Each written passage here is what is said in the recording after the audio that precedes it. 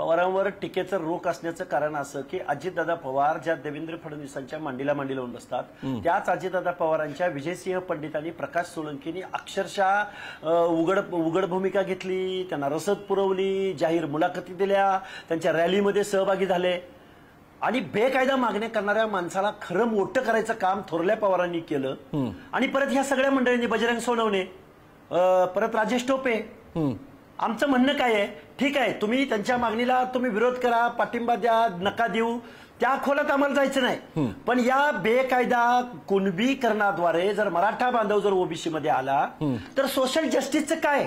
बरं, ह्या गावगाड्यातल्या बलुत्याचं आलुत्याचं तो त्यांच्या स्पर्धेमध्ये टिकणार आहे का?